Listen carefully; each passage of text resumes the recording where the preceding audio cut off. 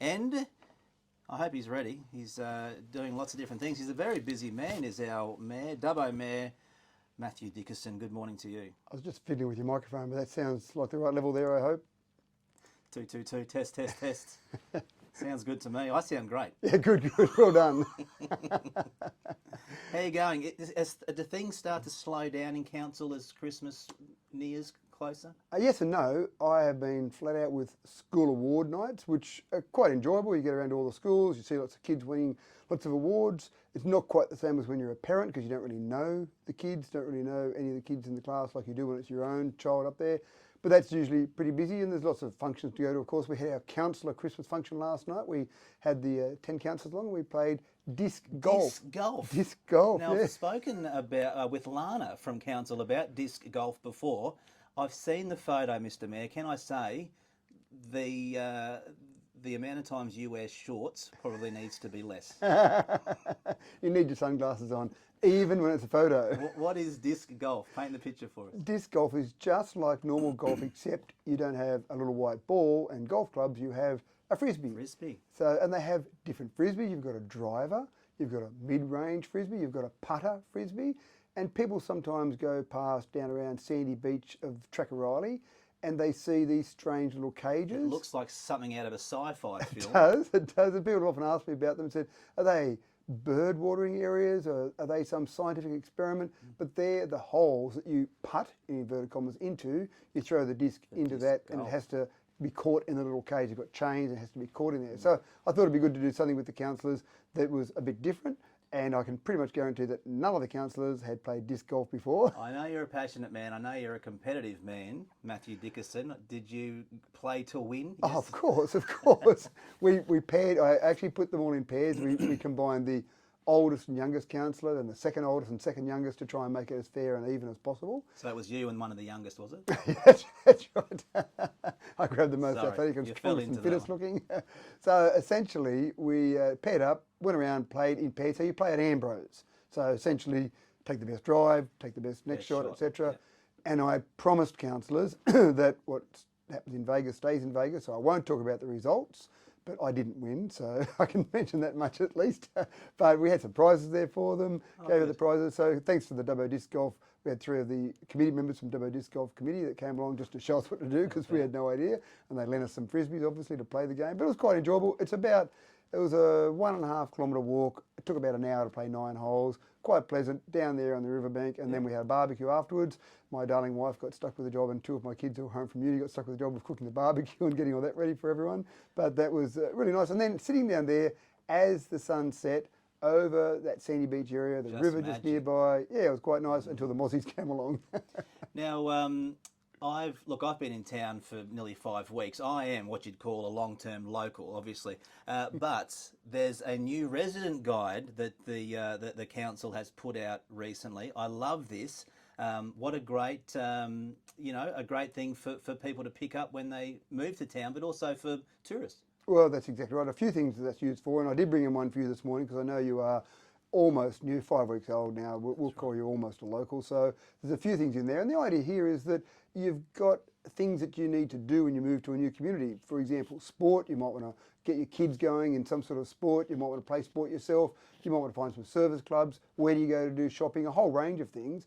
And if you move to a new community, you've got to work out all those things. So this guide is a way of helping you because when people come here, we want them to be really excited about it. We want them to love the experience. We want them to talk to their friends and say, wow, this Dubbo's so welcoming, so open. It's a great community. And that booklet that you've got there in front of you caters for people like yourself that are in Australia already and you've moved here, so lots of people do that.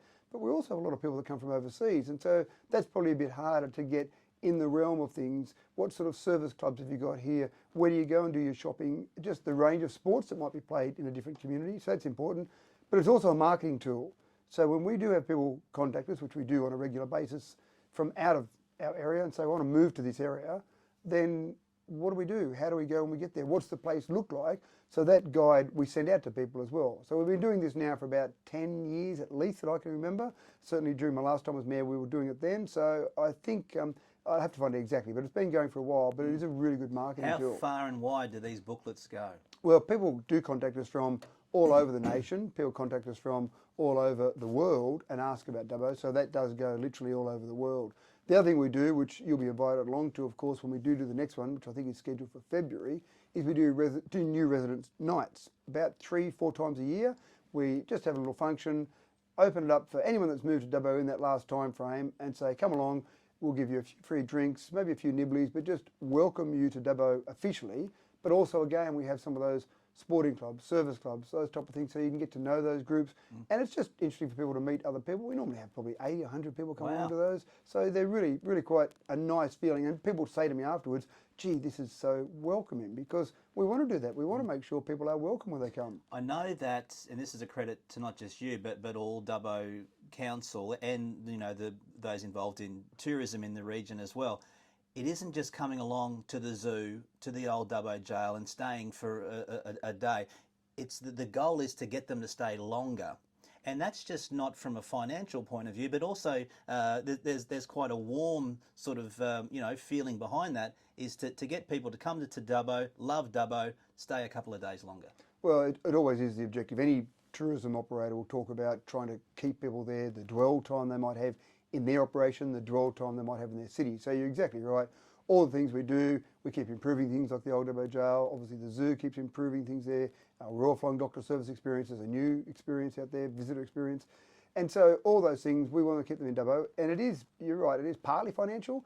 Every person we keep in Dubbo, one person per night, we estimate injects about $200 into the economy. Doesn't sound like much, but when you have 300,000 visitors a year that go to the zoo, if we kept all those here for one extra night, there's $60 million onto the bottom line of Dubbo. And that's in motels or cafes or restaurants or even just the retail shopping environment. When you're on a break, you sometimes spend money because you've got a bit more time in your hands. So we are doing all that. But again, there are people who have said, I came out and visited the zoo, end up moving here, or I came to Dubbo because I had a 1-month contract to do a job there, and that was 20 years ago. So Matt Collins said, I came along to do a little job at 2U, and in 20 years' time, I'm still here. Still here, still talking to you probably.